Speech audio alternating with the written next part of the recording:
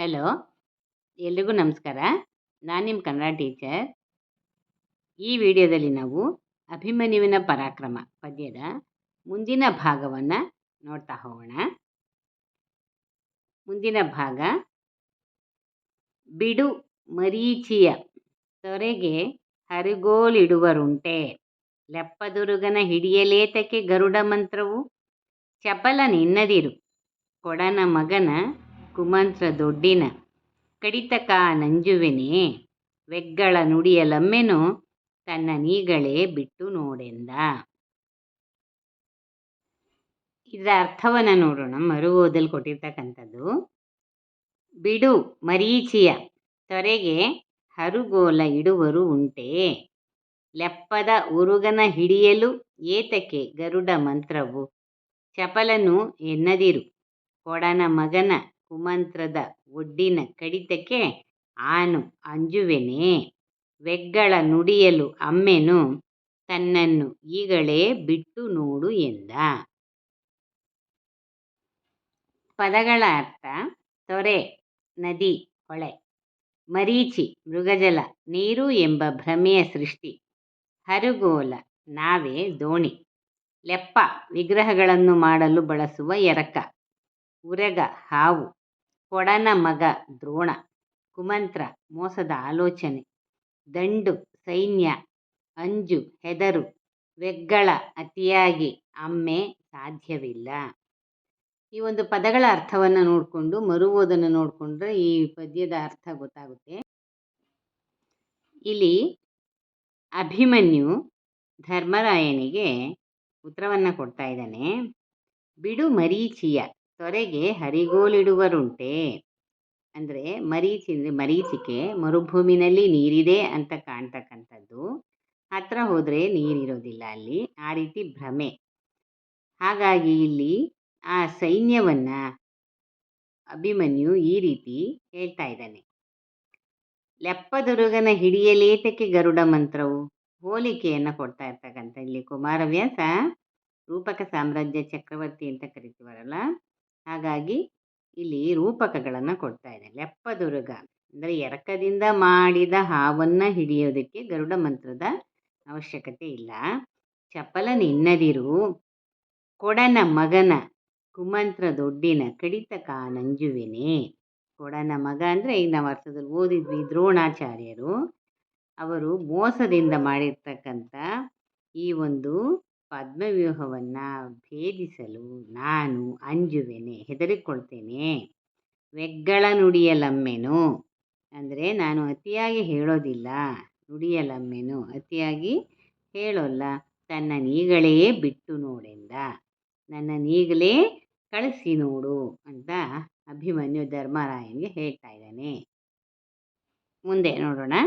ಕಂದ ವೈರಿವ್ಯೂಹ ಹೊಸದಳವೆಂದೆನಿಪುದರೊಳಗೆ ಕೃಪ ಗುರುನಂದನರು, ರಾಧೇಯ ಭೂರಿಶ್ರವ ಜಯದ್ರಥರು, ಇಂದುಧರ ನಡಹಾಯ್ದ ರೊಮ್ಮಿಗೆ ಹಿಂದು ಮುಂದೆನಿಸುವರು, ನೀ ಗೆಲುವಂದವೆಂತೈ ಸಮರವಿದು ಸಾಮಾನ್ಯವಲ್ಲೆಂದ.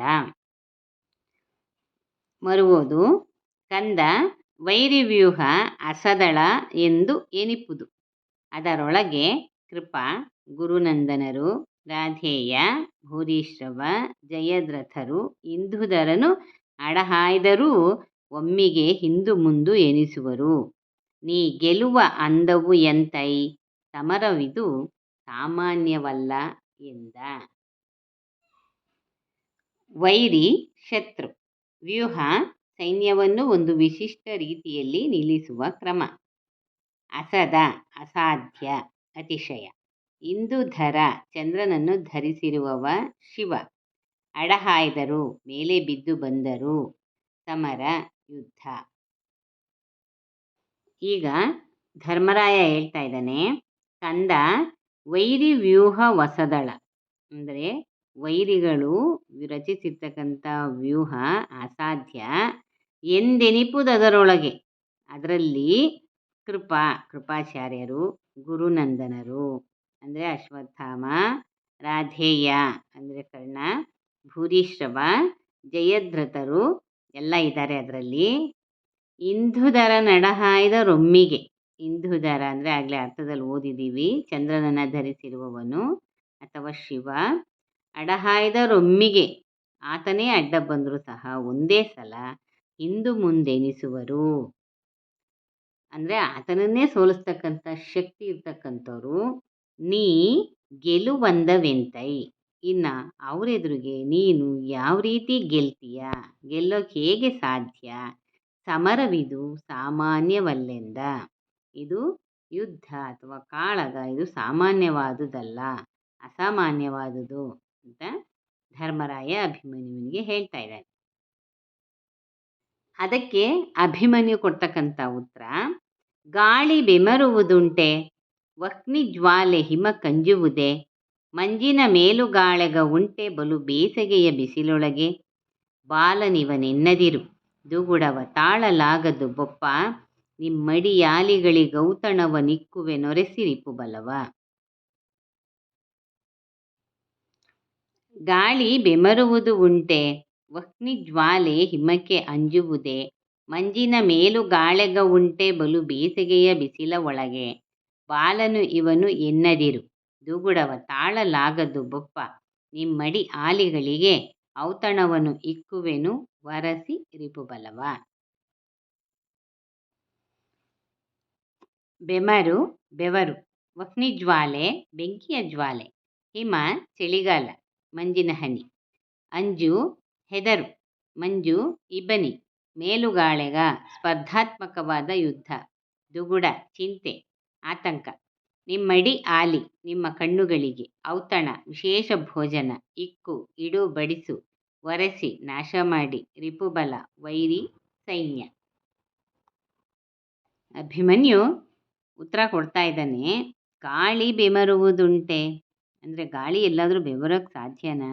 ವಹ್ನಿ ಜ್ವಾಲೆ ಹಿಮ ಕಂಜುವುದೇ ಅಂದರೆ ಬೆಂಕಿಯ ಜ್ವಾಲೆಗೆ ಹಿಮಕ್ಕೆ ಹೆದರುಕೊಳ್ಳುತ್ತಾ, ಮಂಜಿನ ಮೇಲುಗಾಳೆಗ ಉಂಟೆ ಬಲು ಬೇಸಗೆಯ ಬಿಸಿಲೊಳಗೆ, ಬೇಸಿಗೆಯ ಬಿಸಿಲೊಳಗೆ ಮಂಜಿನ ಮಂಜು ಸ್ಪರ್ಧಾತ್ಮಕವಾದ ಯುದ್ಧ ಮಾಡಕ್ಕೆ ಸಾಧ್ಯನಾ?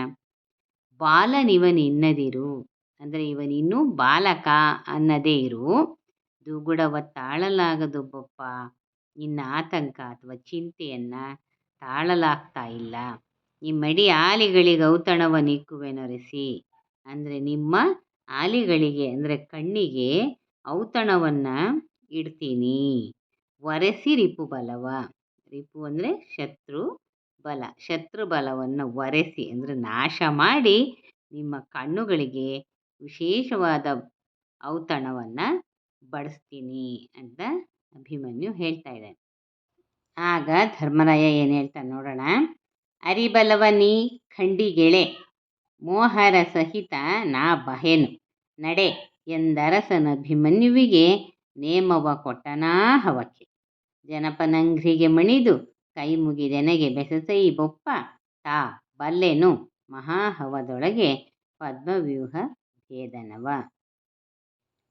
ಮರುವುದು, ಅರಿಬಲವ ನೀ ಖಂಡಿಗೆಳೆ, ಮೋಹರ ಸಹಿತ ನಾ ಬಹೆನು ನಡೆ ಎಂದು ಅರಸನು ಅಭಿಮನ್ಯುವಿಗೆ ನೇಮವ ಕೊಟ್ಟನು ಆಹವಕ್ಕೆ, ಜನಪನ ಅಂಘ್ರಿಗೆ ಮಣಿದು ಕೈ ಮುಗಿದು ಎನಗೆ ಬೆಸಸೈ ಬೊಪ್ಪ, ತಾ ಬಲ್ಲೆನು ಮಹಾ ಆಹವದ ಒಳಗೆ ಪದ್ಮವ್ಯೂಹ ಭೇದನವ.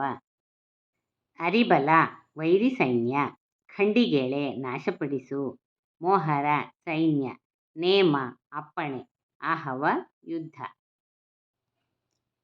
ಅರಿಬಲವ ನೀ ಖಂಡಿಗೆಳೆ, ಅರಿ ಅಂದರೆ ಶತ್ರು ಬಲವ, ಇಲ್ಲಿ ಅರಿ ಅಂದರೆ ಇನ್ನೂ ಒಂದು ಅರ್ಥ ಬರುತ್ತೆ, ನೀ ಖಂಡಿಗೆಳೆ ಅಂದರೆ ನಾಶ ಮಾಡು, ಮೋಹರ ಸಹಿತ ನಾ ಬಹೆನು ಸೈನ್ಯದ, ಮೋಹರ ಅಂದರೆ ಸೈನ್ಯ, ಸೈನ್ಯದ ಸಹಿತ ನಾ ಬಹೆನು ನಾನು ಬರ್ತೇನೆ, ನಡೆ ಎಂದರಸನ ಅಭಿಮನ್ಯುವಿಗೆ ನಡಿ ಅಂತ ಹೇಳ್ಬಿಟ್ಟು ಅರಸ ಅಭಿಮನ್ಯುವಿಗೆ ನೇಮವ ಕೊಟ್ಟನಾ ಹವಕ್ಕೆ, ನೇಮ ಅಪ್ಪಣೆಯನ್ನು ಕೊಡ್ತಾನೆ, ಅದಕ್ಕೆ ಆಹವಕ್ಕೆ ಅಂದರೆ ಯುದ್ಧಕ್ಕೆ, ಅಂದರೆ ಅಭಿಮನ್ಯು ಯುದ್ಧ ಮಾಡೋದಕ್ಕೆ ಹೋಗೋದಕ್ಕೆ ಧರ್ಮರಾಯ ಒಪ್ಪಿಗೆಯನ್ನು ಕೊಟ್ಟ. ಇನ್ನು ಜನಪನಂಘ್ರಿಗೆ ಮಣಿದು ಕೈ ಮುಗಿದೆನಗೆ ಬೆಸಸೈ ಬೊಪ್ಪ, ತಾ ಬಲ್ಲೆನು ಮಹಾಹವದೊಳಗೆ ಪದ್ಮವ್ಯೂಹ ಭೇದನವ. ಇದು ಮೊದಲಿಗೆ ಇದರ ಅರ್ಥ ಗೊತ್ತಾಗಿದೆ. ಪೂರಕ ಟಿಪ್ಪಣಿಯಲ್ಲಿ ಕೊಟ್ಟಿದ್ದಾರೆ ನೋಡಿ. ಅಭಿಮನ್ಯು ಅರ್ಜುನ ಸುಭದ್ರೆಯರ ಮಗ. ಇವನಿಗೆ ಪದ್ಮವ್ಯೂಹವನ್ನು ಭೇದಿಸಿ ಒಳಗೆ ಹೋಗುವುದು ತಿಳಿದಿತ್ತು, ಅಲ್ಲಿಂದ ಬಿಡಿಸಿಕೊಂಡು ಬರುವುದು ತಿಳಿದಿರಲಿಲ್ಲ. ಆದರೂ ಹೋರಾಟಕ್ಕೆ ಇಳಿಯುತ್ತಾನೆ. ಧರ್ಮರಾಯ ಪಾಂಡವರಲ್ಲಿ ಹಿರಿಯವ. ಪದ್ಮವ್ಯೂಹ ಯುದ್ಧದಲ್ಲಿ ಕಮಲದ ಆಕಾರದಲ್ಲಿ ರಚಿಸಿದ ಸೈನ್ಯ ವ್ಯವಸ್ಥೆ ಅಥವಾ ಚಕ್ರವ್ಯೂಹ. ಮಹಾರಥರು ರಥದಲ್ಲಿದ್ದುಕೊಂಡು ಏಕಾಂಗಿಯಾಗಿ 10,000 ಸೈನಿಕರೊಡನೆ ಯುದ್ಧ ಮಾಡುವ ಸಾಹಸಿಗಳು. ಮರೀಚಿ ಬಿಸಿಲು ಕುದುರೆ. ಮೃಗಜಲ ಬಿಸಿಲಿನ ಸಂದರ್ಭದಲ್ಲಿ ದೂರದಲ್ಲಿ ನೀರು ಇದ್ದಂತೆ ಕಣ್ಣಿಗೆ ಗೋಚರವಾಗುತ್ತದೆ. ಹತ್ತಿರದಲ್ಲಿ ಹೋಗಿ ನೋಡಿದರೆ ನೀರಿರುವುದಿಲ್ಲ. ಅದು ಮರೀಚಿ ಅಥವಾ ಮರೀಚಿಕೆ. ಇದನ್ನು ನಾವು ಬೇಸಿಗೆಯಲ್ಲಿ ರಸ್ತೆ ಮೇಲೂ ಸಹ ನಾವು ಗಮನಿಸ್ಬೋದು, ಟಾರ್ ರೋಡ್ನಲ್ಲಿ. ಗರುಡ ಮಂತ್ರ. ಹಾವಿಗೂ ಗರುಡನಿಗೂ ವೈರ ಎಂಬ ನಂಬಿಕೆ ಇದೆ. ಹಾವನ್ನು ಹಿಡಿಯಲು ಬಳಸುವ ಮಂತ್ರ. ಕೊಡನ ಮಗ ದ್ರೋಣ. ಕೊಡದಲ್ಲಿ ಹುಟ್ಟಿದ ಎಂಬುದು ಪ್ರತೀತಿ. ಕೌರವರು ಮತ್ತು ಪಾಂಡವರಿಗೆ ವಿದ್ಯೆ ಹೇಳಿಕೊಟ್ಟ ಗುರು. ಕೃಪಾಚಾರ್ಯ. ಕೌರವರು ಮತ್ತು ಪಾಂಡವರಿಗೆ ವಿಲ್ಲು ಹೇಳಿಕೊಟ್ಟ ಗುರು. ಗುರುನಂದನ. ದ್ರೋಣನ ಮಗನಾದ ಅಶ್ವತ್ಥಾಮ. ರಾಧೇಯ. ಕರ್ಣ ರಾಧೇಯ ಸಾಕುಮಗ. ಭೂರಿಶ್ರವ. ಮಹಾಭಾರತದ ಯುದ್ಧದಲ್ಲಿ ದುರ್ಯೋಧನನಿಗೆ ಸೈನ್ಯದ ನೆರವು ನೀಡಿದ್ದಲ್ಲದೆ ಅವನ ಪರವಾಗಿ ಯುದ್ಧವನ್ನು ಮಾಡಿದ ಯಾದವ ವೀರ. ಜಯದ್ರಥ. ದುರ್ಯೋಧನನ ಪರವಾಗಿ ಯುದ್ಧವನ್ನು ಮಾಡಿದವನು. ದುರ್ಯೋಧನನ ತಂಗಿ ದುಶ್ಯಳೆಯ ಪತಿ. ಹೀಗೆ ಈ ರೀತಿ ಈ ಪದ್ಯವನ್ನು ಅರ್ಥ ಮಾಡ್ಕೋಬೇಕು. ಹಾಗಾದಾಗ ಈ ಪದ್ಯ ನಿಮಗೆ ಸುಲಭ ಅನಿಸುತ್ತೆ. ಈ ವಿಡಿಯೋ ನಿಮಗೆ ಇಷ್ಟ ಆಗಿದ್ರೆ ನಮ್ಮ ಚಾನಲ್ನ ಸಬ್ಸ್ಕ್ರೈಬ್ ಮಾಡಿ, ಲೈಕ್ ಮಾಡಿ, ಶೇರ್ ಮಾಡಿ. ಈ ವಿಡಿಯೋ ನೋಡಿದ್ದಕ್ಕೆ ಧನ್ಯವಾದಗಳು. ನಮಸ್ಕಾರ.